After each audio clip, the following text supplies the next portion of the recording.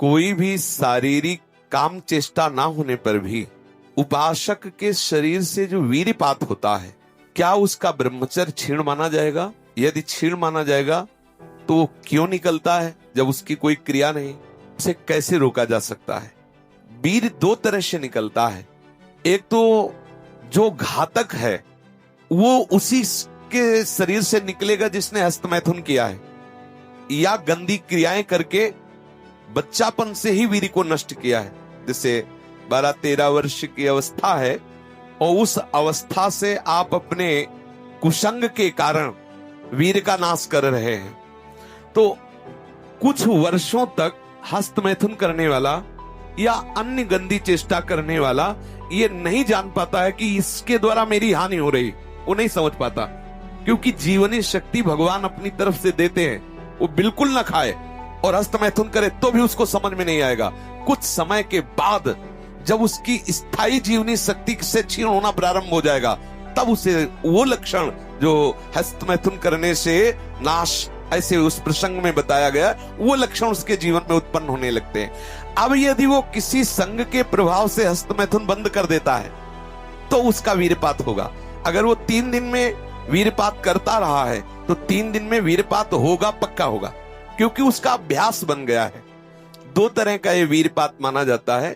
एक, जैसे आप ठीक दिनचर्या से चल रहे हैं, आपका खान पान संयम सब ठीक। पहली बात तो ये है कि जिसने कभी हस्तमैथुन आदि के द्वारा वीर्यपात किया ही नहीं, उसका असली वीर कभी वीर्यपात होगा ही नहीं। बात पक्की समझ लेना। ये जीवन के अनुभव की बात करें, इसमें मतलब क्यों में लगाने की जरूरत नहीं, आप खुद देख लीजिएगा।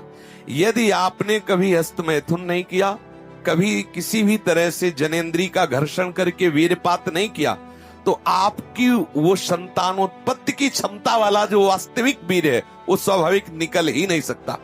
यदि आपने मार्ग दे दिया है, फिर उसके निकलने का मार्ग हो गया है। तो एक होता है, परमहंस जी ने बताया कि एक होता है कि आप सो रहे हैं और आपको बिल्कुल पता नहीं, मतलब बिल्कुल कोई काम का संकल्प नहीं, कोई क्रीड़ा नहीं, और आप जगे, आपको ऐसा लगा कि वीर्यपात हो गया, वो दोष नहीं है। जैसे जब हम गुड़ बनाते हैं तो उसमें गंदा फेन निकलता है ऊपर, पतोई कहते हैं गांव में।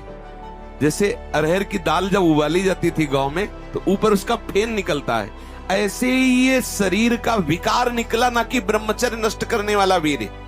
बहुत ध्यान पूर्वक सुनने लायक। उपासक को उसमें परेशान नहीं होना। आपको बिल्कुल पता नहीं चला, कोई चेष्टा नहीं हुई, किसी भी तरह की हरकत नहीं हुई, और आप जगे हो, आपको लगा कि वो हमारे वस्त्र गंदे हो गए, तो वो आप ब्रह्मचारी ही हैं। आपके ब्रह्मचार्य का नाश नहीं हुआ, वो जीवनी शक्ति नहीं निकली।